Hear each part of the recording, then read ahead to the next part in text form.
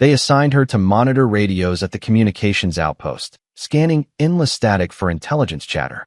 Just keep your ears open, they told her. Nothing exciting, nothing heroic. But when a coded transmission slipped through a scrambled channel, she caught something others missed. A launch sequence authorization that didn't match the mission parameters. She flagged it immediately. No one listened. So she acted, rerouted communications, triggered an internal red alert, and delayed the missile deployment by crucial minutes. Just enough time to discover the coordinates had been compromised, targeting friendly positions instead of enemy installations. The specialists they stuck behind the radio console became the reason an entire battalion made it home alive. From which city in the world are you watching this video today? If you enjoy stories that showcase the extraordinary courage of overlooked heroes who change everything from the shadows, consider subscribing for more content that explores how the most underestimated voices often speak the loudest truths. The amber glow of early dawn filtered through reinforced windows at Forward Operating Base Sentinel as communications specialist third class Elena Vasquez settled into her station in the underground bunker. At 0530 hours, the night shift was preparing to hand over operations to the day crew, their faces illuminated by the soft blue light of monitoring equipment and radio displays that never slept. Elena moved quietly across the communications center, her coffee still steaming as she approached Lieutenant Marcus Rivera at the primary monitoring console. The bunker itself was a marvel of military engineering, buried 30 feet beneath the desert floor and designed to withstand direct missile strikes, while maintaining critical communication links with command centers across 3 continents. The facility housed the most sophisticated communication equipment available to the American military, capable of intercepting and analyzing signals from virtually any source on the electromagnetic spectrum. The communications center represented the nerve center for all military operations in a region covering over 400,000 square kilometers, coordinating activities between ground forces, air operations, intelligence gathering, and support services. Banks of sophisticated equipment lined the walls, each system designed to handle different aspects of military communications from routine radio traffic to the most classified encrypted transmissions.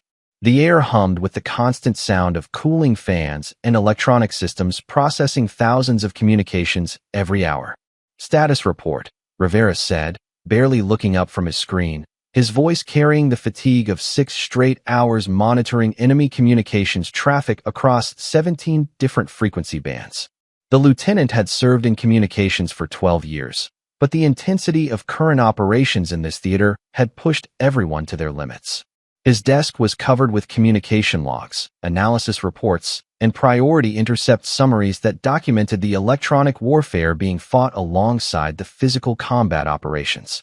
Elena straightened, her headset already positioned as she scanned the multiple frequency displays before her.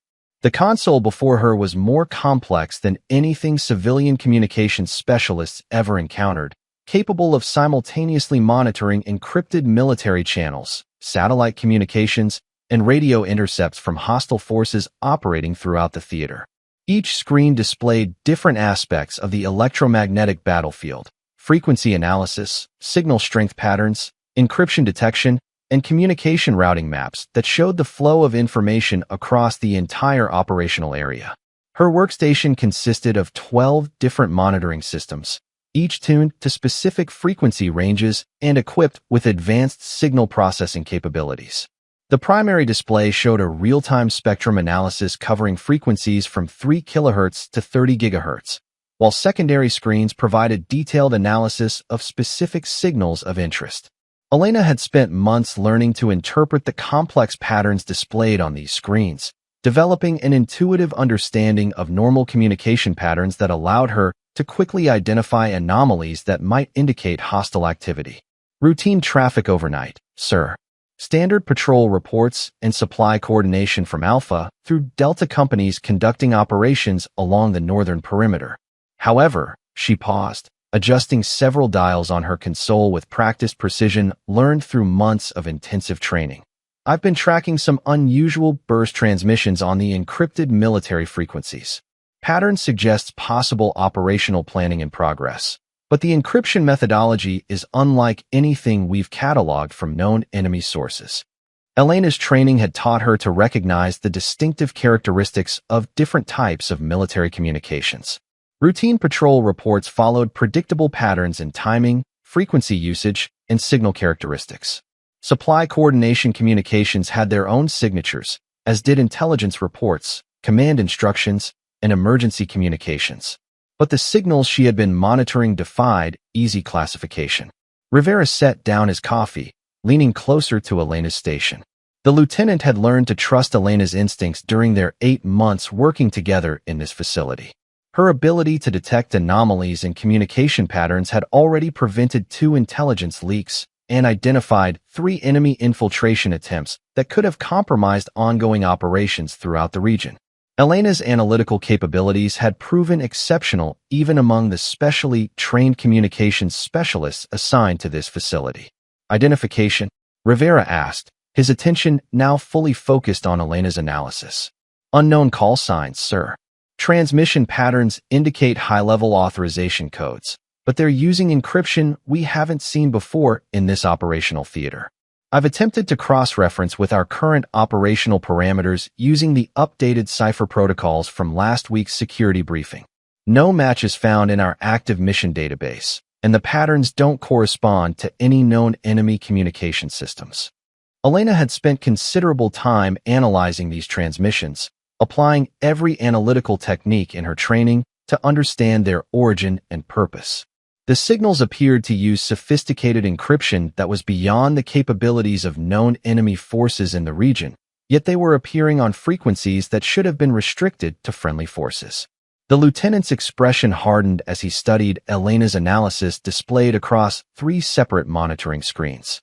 These burst transmissions were appearing on frequencies reserved for the most classified military operations, the kind that required multiple levels of authorization and real-time verification protocols that even most senior officers never encountered during their entire careers. The use of these frequencies by unknown sources represented a potential security breach of enormous proportions. Continue monitoring and document everything. Alert Major Chun and initiate preliminary analysis procedures for intercept verification, Rivera ordered, his tone leaving no room for questions or delay. As Elena complied with his instructions, Rivera stepped away to the secure communications terminal located in a separate section of the bunker specifically designed to prevent electronic eavesdropping. The terminal was housed in a Faraday cage that blocked all electromagnetic signals, ensuring that sensitive communications couldn't be intercepted by hostile intelligence services. This level of security was reserved for the most critical communications, and Rivera's decision to use it indicated the seriousness of the situation Elena had identified. Unauthorized transmissions on military frequencies weren't uncommon in active theaters, but the sophistication of these signals suggested something far more serious than routine intelligence gathering or enemy probe operations. The encryption patterns indicated access to classified communication protocols that should have been impossible for enemy forces to acquire without significant infiltration of American military systems at the highest levels. The implications were staggering. If hostile forces had gained access to these protocols, every operation in the theater could be compromised. Enemy forces could potentially monitor all American communications, predict upcoming operations, and even manipulate information to create false intelligence that could lead American forces into traps.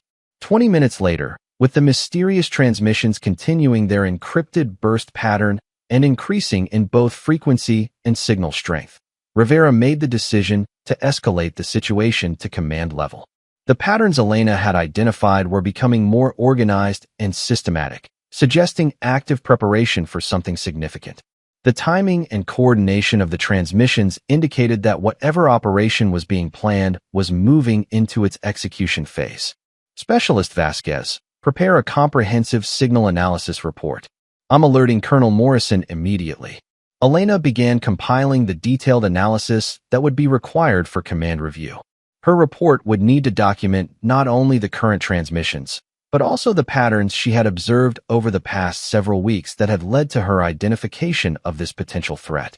The priority alert sounded throughout the command center where Colonel Patricia Morrison was reviewing the day's operational briefings in her office overlooking the main tactical operations center.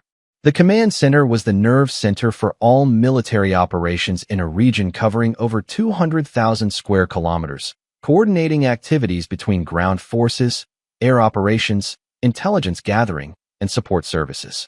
Colonel Morrison had served in this theater for 18 months, overseeing operations that required constant vigilance against sophisticated enemy forces that used advanced technology and tactics to threaten American interests in the region. Her experience had taught her to take communication security threats seriously, as she had seen how quickly compromised communications could lead to catastrophic operational failures. Her head snapped up at the sound of the communications priority alert, and within seconds she was on her feet, moving with practiced efficiency toward the communications center. The priority alert system was used only for the most serious situations requiring immediate command attention. Major David Chun, her intelligence officer for the past 4 years and a specialist in electronic warfare who had served in similar capacities in 3 different theaters, was already heading for the same destination from his morning briefing with the cybersecurity team responsible for protecting all base computer systems from hostile infiltration. Chen's expertise in signals intelligence and electronic warfare made him the ideal officer to assess the significance of Elena's discovery. Priority intercept, unknown encryption, requesting immediate analysis, came Rivera's voice over the intercom system that connected all critical areas of the base through hardened communication lines designed to function even during direct attack. Neither officer spoke as they descended into the communications bunker through the heavily secured elevator system, their expressions reflecting the gravity of unauthorized transmissions during active military operations. The bunker's atmosphere was tense with the knowledge that communication security was the foundation of all military operations, and any compromise could have devastating consequences for forces operating throughout the region. The elevator descended through multiple security checkpoints, each requiring different authentication protocols. The communications bunker represented one of the most secure facilities on the base, housing equipment and personnel with access to the most sensitive intelligence information available to American forces in the region. Access was restricted to personnel with the highest security clearances, and every entry was logged and monitored. Only when they reached Elena's station did Chun break the silence that had characterized their descent. The Major's experience in electronic warfare had taught him to approach potential communication security threats with extreme caution, as the consequences of overlooking a serious threat could be catastrophic. "What exactly are we dealing with?" he asked, adjusting his glasses as he studied the frequency analysis displays that showed waveform patterns unlike anything in the standard enemy communications database maintained by military intelligence services. "Unknown transmission source, sir," Elena replied with quiet confidence earned through months of detecting patterns that others missed. Her training had emphasized pattern recognition and signal analysis, but her natural ability to identify anomalies had proven exceptional even among specialists. Burst pattern indicates automated sequence transmission, possibly countdown protocol. The encryption is sophisticated, beyond typical enemy capabilities we've encountered in this theater of operations. Elena's assessment was based on extensive analysis of the transmission characteristics. The burst patterns showed regular timing intervals and signal characteristics that suggested automated transmission systems rather than human operators. This type of communication pattern was typically associated with countdown sequences or other time-critical automated processes. Chen examined the data patterns more closely, his years of experience in signals intelligence immediately recognizing the implications of what Elena had discovered. The patterns displayed on her screens represented communication activity that suggested coordination between multiple sources using encryption that shouldn't exist outside of American military systems. "Have you attempted standard decryption algorithms?" Chen asked, though he suspected Elena had already exhausted conventional approaches. "Yes, sir. No matches in our current database. I've attempted every decryption protocol in our system, including the classified algorithms updated last month." However, Elena hesitated, then continued with growing certainty.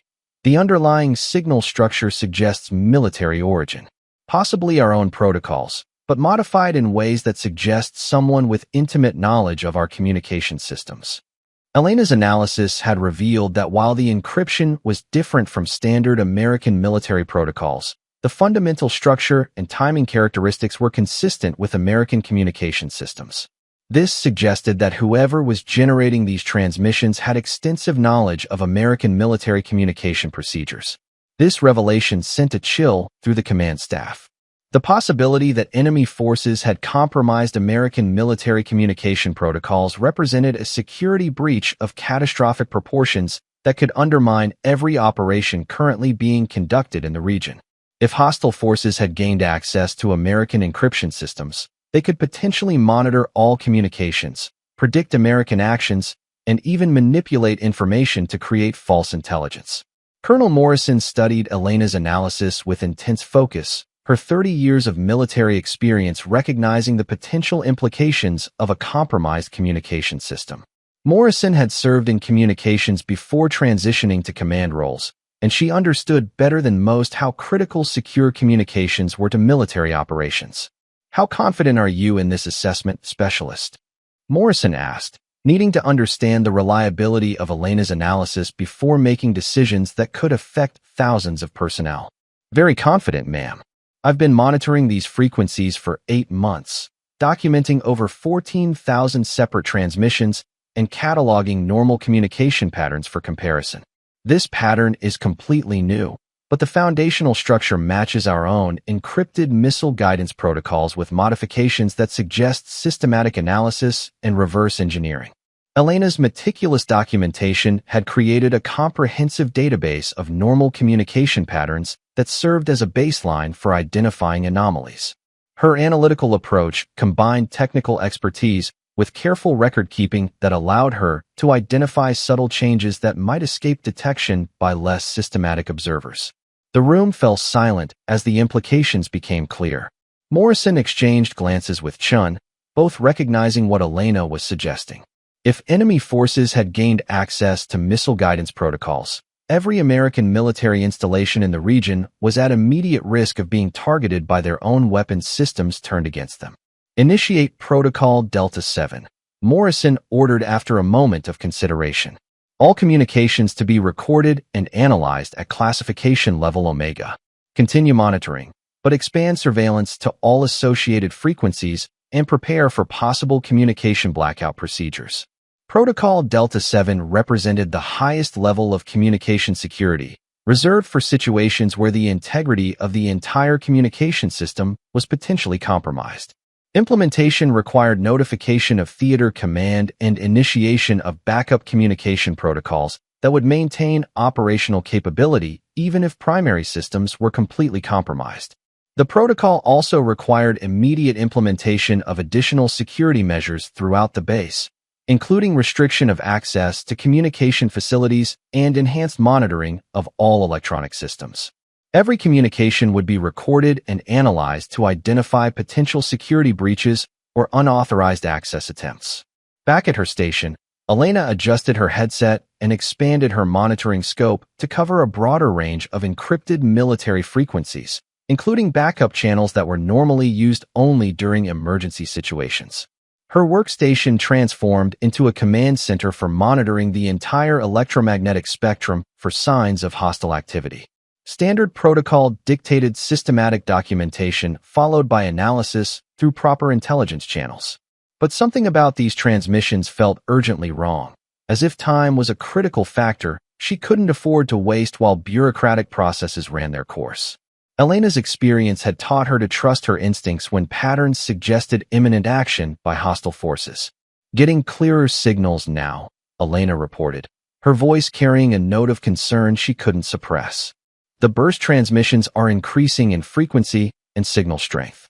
Pattern suggests active countdown sequence, possibly launch preparation with automated system checks." The transmission patterns were becoming more organized and systematic, suggesting that whatever operation was being coordinated was moving into its final phases. Elena's training had taught her to recognize the communication signatures associated with different types of military operations, and what she was observing matched the patterns associated with missile deployment. The increasing signal strength suggested that the transmission sources were either moving closer to their position or increasing their broadcast power in preparation for some type of coordinated action. Either possibility indicated that the situation was escalating rapidly.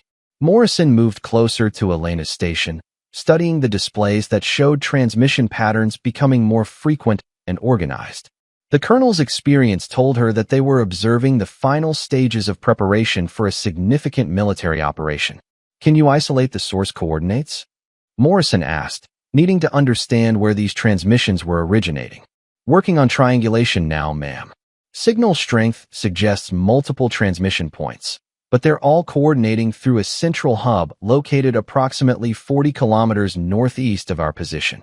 Elena's fingers moved rapidly across her keyboard, applying advanced signal analysis techniques she'd learned during her specialized communications training at Fort Gordon. The triangulation process required sophisticated analysis of signal timing and strength variations to determine the geographic location of transmission sources. Elena's expertise in this area had been developed through months of tracking hostile communications throughout the region, and she had become exceptionally skilled at determining the location of enemy transmission sources.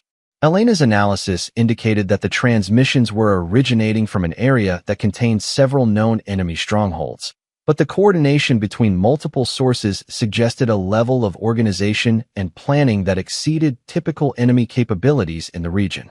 As she worked, Elena noticed something that made her blood run cold. The transmission patterns weren't just similar to American military protocols.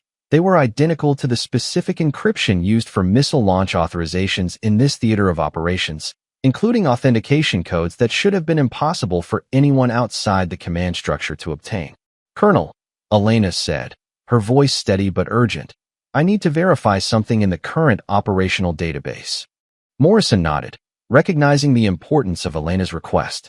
Elena quickly accessed the secure military network, cross-referencing active missile deployment authorizations with the transmission patterns she'd been monitoring. What she found defied immediate comprehension and challenged everything she understood about military communication security. The secure database contained information about all authorized military operations in the theater, including missile deployments scheduled for the next 24 hours. Elena's analysis revealed that the intercepted transmissions matched exactly with authorized launch sequences scheduled for execution in 47 minutes. But according to the mission parameters in her system, those missiles were targeted at enemy supply depots 30 kilometers to the east of their position. The coordinates being transmitted in the intercepted signals were completely different, pointing to friendly positions where Alpha Battalion was currently conducting reconnaissance operations behind enemy lines. Alpha Battalion consisted of 37 highly trained soldiers who had been conducting reconnaissance operations for the past week, gathering intelligence about enemy positions and activities in preparation for a larger operation. They were operating in a remote area behind enemy lines, relying on stealth and careful coordination to avoid detection while completing their mission. "Ma'am," Elena said, her voice cutting through the background chatter of the command center, "we have a critical problem. The intercepted transmissions contain launch authorization codes that match our scheduled missile deployment, but the target coordinates have been altered to point to friendly force positions." Morrison's face went white as the implications became clear. The scenario Elena was describing represented the worst possible outcome of a communication security breach, American weapons being turned against American forces through manipulation of targeting data. "Explain in detail," Morrison demanded, needing to understand exactly what Elena had discovered. "Someone has compromised our missile guidance system, ma'am. The authorized launch sequence is correct, including all proper authentication codes and timing sequences that would allow the missiles to launch as scheduled. But the coordinates have been changed to target our own forces. Alpha Battalion's current position matches exactly with the coordinates being transmitted in these unauthorized signals." Elena's analysis showed that the enemy had gained access to the missile guidance system at a level that allowed them to modify targeting coordinates while maintaining all the proper authentication protocols. This represented a level of infiltration that went far beyond simple intelligence gathering. The enemy had gained the ability to turn American weapons against American forces. The implications hit everyone in the room simultaneously. An enemy infiltration of their missile guidance system meant that their own weapons were about to be turned against American forces. Alpha Battalion, 37 soldiers conducting reconnaissance operations deep behind enemy lines, would be obliterated by their own military's missiles in less than 45 minutes unless immediate action was taken. The soldiers of Alpha Battalion had no idea that they were about to become the targets of their own military's weapons. They were conducting routine reconnaissance operations, gathering intelligence about enemy positions and activities, completely unaware that compromised targeting data was about to make them the victims of friendly fire on a scale that would be unprecedented in military history. Chun grabbed the secure phone, dialing the Missile Command Center directly. "This is Major Chun, authentication code Bravo 79er. Immediate hold on all scheduled launches, authorization code Delta Delta 5. The response from Missile Command was swift and bureaucratic, exactly the kind of procedural response that normally ensured proper authorization but now stood in the way of preventing disaster. "Major, we cannot hold authorized launches without proper authorization from Theater Command. Current launch sequence has been confirmed through proper channels with all required authentication." The Missile Command Center operated according to strict protocols designed to prevent unauthorized interference with approved operations. These protocols had been developed over decades to ensure that missile deployments could not be disrupted by enemy action or unauthorized personnel. The system was designed to prevent exactly the kind of interference that Chun was attempting, but now these same security measures were preventing them from stopping a catastrophic friendly fire incident. Morrison took the phone, her voice carrying the authority of a field commander facing an immediate threat to her forces. "Colonel Morrison, Commanding Officer, FOB Sentinel. I'm ordering an immediate hold on missile deployment scheduled for 0630 hours. Ma'am, with all due respect, the launch authorization came directly from Theater Command with proper encryption and verification. We cannot override without direct confirmation from General Harrison himself, and he's currently in transit between command centers and unavailable for immediate consultation." Elena listened to this exchange with growing horror. The bureaucratic protocols that normally ensured proper authorization were now preventing them from stopping a catastrophic friendly fire incident. The enemy hadn't just compromised their missiles, they had manipulated the system so thoroughly that following proper protocol would result in disaster. The security systems designed to protect American forces were now being used against them. The enemy's understanding of American military procedures was so complete that they had created a situation where following regulations would result in American forces being killed by American weapons. "How long until launch?" Morrison asked urgently. 38 minutes, ma'am," came the reply from Missile Command. Elena's mind raced through possible solutions. Direct intervention with Missile Command was being blocked by the very security protocols designed to prevent unauthorized changes to launch sequences.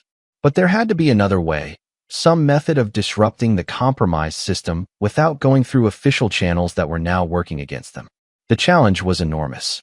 Elena needed to find a way to neutralize the compromised targeting data without disrupting the legitimate authorization codes, and she needed to do it in less than 40 minutes using only the equipment available in the communications bunker. "Colonel," Elena said quietly, "I might have an alternative approach." Morrison turned to her with desperate attention. "Explain quickly." "The intercepted transmissions are being routed through our own communication network. If I can trace the infiltration point and create an interference pattern, I might be able to disrupt the compromised coordinates without affecting the legitimate authorization codes." Elena's proposal represented an extremely complex technical procedure that would require her to modify the communication network in real time while identifying and neutralizing specific data streams without affecting other critical communications. The technique would require her to understand not only the technical aspects of the communication system, but also the specific methods the enemy had used to infiltrate it. Chun looked skeptical, understanding the complexity of what Elena was proposing. "That's an extremely complex procedure, specialist. One mistake could disrupt all military communications in the theater and potentially cause communications blackout across multiple operational areas." The risk was enormous. If Elena made an error in her interference pattern, she could disrupt all communications between American forces in the region, leaving thousands of personnel, without the ability to coordinate their operations or call for support. The entire operational capability of American forces in the theater could be compromised. Sir, with respect, in 36 minutes Alpha Battalion is going to be destroyed by our own missiles unless we do something, Elena replied, her voice steady with determination earned through months of precise technical work under pressure. Morrison made the decision instantly, recognizing that inaction was not an option. Do it. What do you need? Elena's fingers flew across her keyboard, accessing communication routing protocols that required advanced technical knowledge most specialists never encountered. She had studied these systems obsessively during her training, driven by a perfectionist streak that her instructors had often called excessive, but which now might save 37 lives.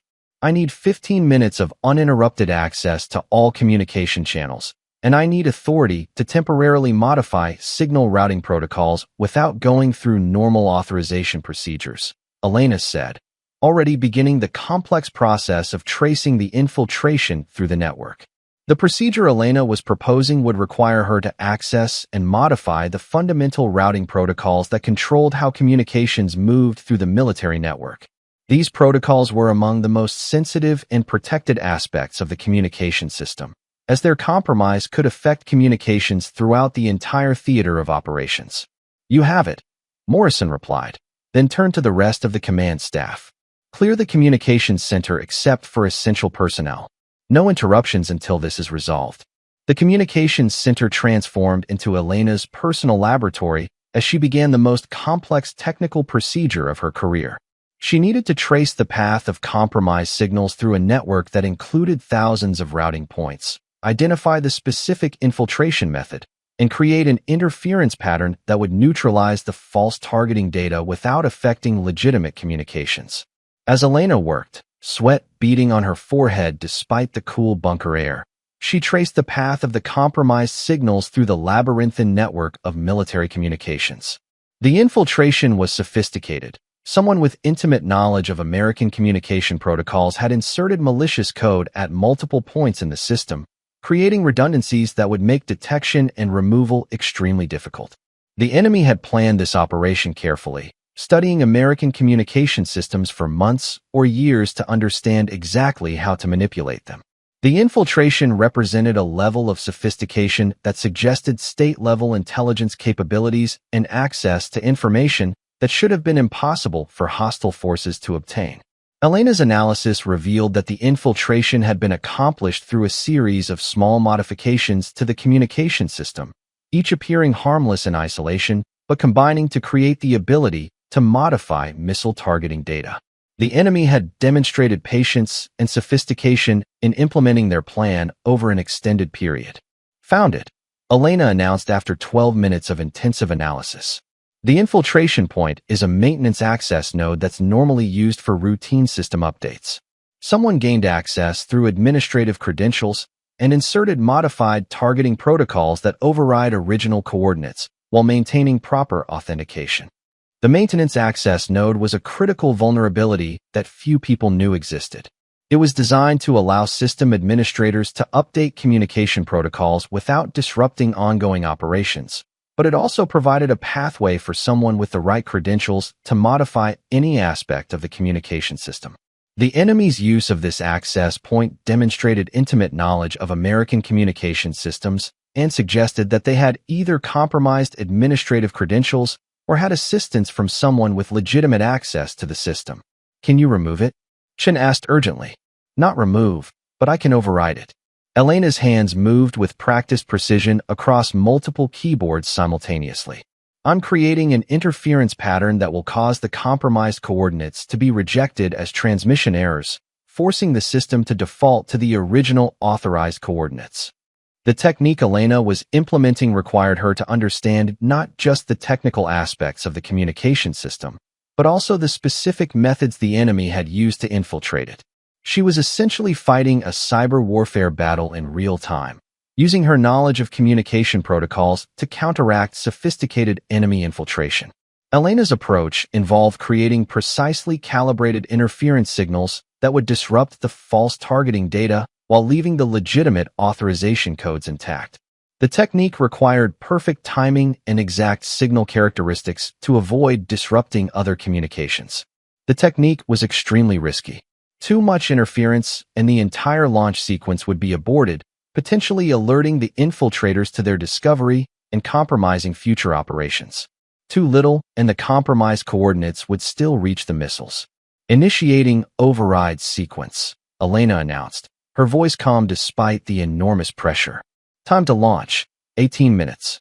Elena had calculated the exact amount of interference needed to disrupt the false coordinates while leaving the legitimate authorization codes intact. The margin for error was microscopic. Too much interference would abort the entire mission. Too little would allow the friendly fire incident to proceed. She pressed the final sequence of keys, sending carefully calibrated interference signals through the communication network. The signals were designed to create specific types of transmission errors that would cause the missile guidance system to reject the false coordinates while accepting the legitimate authorization data. For several agonizing seconds, nothing happened. Elena monitored multiple displays showing the status of various communication systems, watching for any indication that her interference pattern was having the desired effect. Then her monitoring equipment began displaying new data patterns. Interference successful, Elena reported, unable to keep the relief from her voice. Compromised coordinates are being rejected by the missile guidance system. Launch sequence is defaulting to original authorized targets. The relief in the communications center was palpable, but Elena remained focused on her monitors, tracking the remaining transmission patterns to ensure the infiltration had been completely neutralized and wouldn't resurface in other operations. Her work wasn't finished until she could confirm that the enemy infiltration had been completely removed and couldn't affect future operations. Morrison grabbed the secure phone again. Missile Command, this is Colonel Morrison. Confirm current target coordinates for scheduled 0630 launch. After a brief delay that seemed to last forever, the response came. Ma'am, we're showing original authorized coordinates. Enemy supply depot, 30 kilometers east of your position. And Alpha Battalion's current position? Confirmed safe, ma'am. No overlap with target zone. Mission proceeds as authorized.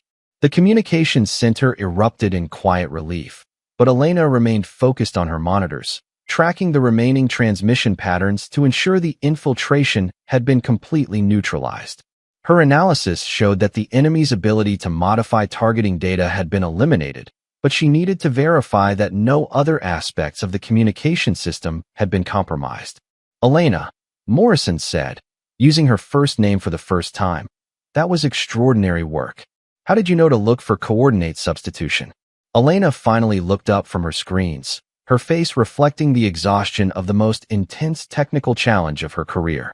3 months ago, during routine monitoring, I noticed minor discrepancies in missile guidance transmissions. Nothing significant enough to report through normal channels, but I started documenting the patterns. When I saw those same anomalies in today's intercepted signals, I realized someone had been testing the system for weeks, preparing for this exact scenario. Elena's meticulous documentation had created a record of the enemy's testing and preparation that would prove invaluable for understanding how the infiltration had been accomplished and preventing similar attacks in the future. Her analytical approach had identified subtle patterns that indicated long-term preparation for this attack. Chen stared at her in amazement, recognizing the implications of what Elena had revealed. You've been tracking this infiltration for 3 months without knowing what it was. I wasn't sure it was infiltration, sir. The discrepancies were so subtle they could have been equipment drift or software updates. I just made note of them because they didn't match the standard patterns I'd memorized during my training. Elena's meticulous documentation had created a record of the enemy's testing and preparation that would prove invaluable for understanding how the infiltration had been accomplished and preventing similar attacks in the future. Morrison shook her head in disbelief. Specialist, your attention to detail just prevented a catastrophic friendly fire incident. Without your intervention, Alpha Battalion would have been destroyed by our own missiles. Elena's response was characteristically modest despite the magnitude of what she had accomplished. I was just doing my job, ma'am. Monitoring communications and reporting anomalies. No, Morrison replied firmly. What you did went far beyond monitoring. You identified a sophisticated enemy infiltration, traced it through complex network protocols, and neutralized it using advanced technical procedures that most specialists couldn't even attempt. As the immediate crisis passed, Elena returned to her regular monitoring duties, but the atmosphere in the communications center had changed permanently. The quiet specialist who had been assigned to the routine job of monitoring radio chatter had revealed herself to be a technical expert of exceptional capability whose skills had prevented a military disaster. Later that morning, as Elena completed her shift and prepared to hand over operations to the day crew, Lieutenant Rivera approached her station with a new understanding of her capabilities. "Elena," he said quietly, "I owe you an apology. When you first reported those anomalies 3 months ago, I should have taken them more seriously." Elena looked up from her final status report, her professionalism unchanged despite the morning's events. "You followed proper protocols, sir. I didn't have enough evidence to justify immediate escalation at that time. But you kept tracking the patterns anyway," Rivera observed. "Even when no one told you to." "It seemed important," Elena replied simply. "Communications security affects everyone's safety." Elena's dedication to her responsibilities had gone far beyond what was required, demonstrating the kind of initiative and attention to detail that distinguished exceptional personnel from those who simply performed their assigned duties. That afternoon, Colonel Morrison filed a detailed report of the incident with Theater Command, emphasizing Elena's crucial role in preventing the friendly fire disaster. The report would eventually reach General Harrison's desk, where it would be classified at the highest levels due to the security implications of the enemy infiltration. The report would lead to a comprehensive review of communication security procedures and the implementation of additional safeguards to prevent similar infiltrations in the future. Elena's techniques for detecting subtle anomalies in communication patterns would be studied and adopted throughout the military. But in the immediate aftermath, Elena returned to her regular duties monitoring radio communications, scanning frequencies for intelligence chatter, and documenting transmission patterns. The only difference was that now, every member of the command staff understood that the young specialist behind the radio console possessed skills and instincts that could mean the difference between mission success and catastrophic failure. 3 days later, Elena received new orders transferring her to the Theater Intelligence Center, where her technical expertise and pattern recognition abilities would be applied to broader communication security challenges. The transfer represented a significant advancement in her career and recognition of her exceptional capabilities. But she would always remember the morning when a routine monitoring assignment became a race against time to prevent disaster. The experience had taught her that the most critical battles in modern warfare were often fought not with conventional weapons, but with technical expertise, analytical thinking, and the courage to act when bureaucratic protocols stood in the way of saving lives. The specialist they had assigned to monitor radios, thinking it was a simple, safe job suitable for someone with limited field experience, had proven that sometimes the most critical battles are fought not with weapons, but with technical expertise, careful observation, and the courage to act when bureaucratic protocols stand in the way of saving lives. As Elena packed her equipment for transfer to her new assignment, she reflected on the lesson learned that day. In modern warfare, the person monitoring communications isn't just listening to the battle. They're often fighting the most crucial engagement of all, using skills and knowledge that can determine whether their fellow soldiers come home alive or become casualties of their own military's compromised systems. The young woman they had placed behind the radio console, expecting nothing more than routine monitoring and basic reporting, had demonstrated that expertise and dedication could transform even the most passive assignment into an active defense against sophisticated enemy operations designed to turn American military capabilities against American forces. 6 months later, Elena would be promoted to Master Sergeant and assigned to lead a new cyber defense initiative focused on protecting military communication networks from exactly the kind of infiltration she had discovered and neutralized that morning. Her techniques for detecting subtle anomalies in communication patterns would be adopted throughout the military, potentially preventing countless similar incidents. But the foundation of her distinguished career would always be the day when a young communications specialist, assigned to what everyone considered routine radio monitoring duty, proved that vigilance, technical expertise, and the courage to act decisively could save the lives of 37 soldiers who never knew how close they came to being killed by their own military's compromised weapons systems. The woman they assigned to monitor radios had ended up monitoring much more than frequencies. She had monitored the integrity of the entire communication network that connected American forces to their command structure, and her dedication to that responsibility had prevented a tragedy that would have haunted the military for generations. Her story would become a case study in military academies, demonstrating how individual initiative and technical expertise could prevent catastrophic failures in complex military systems. Elena's example would inspire future generations of military communications specialists to approach their duties with the same level of dedication and analytical rigor that had enabled her to identify and neutralize a sophisticated enemy operation. The morning that began as routine radio monitoring duty had become a defining moment in Elena's career and a testament to the critical importance of the personnel who work behind the scenes to ensure the security and effectiveness of military operations around the world.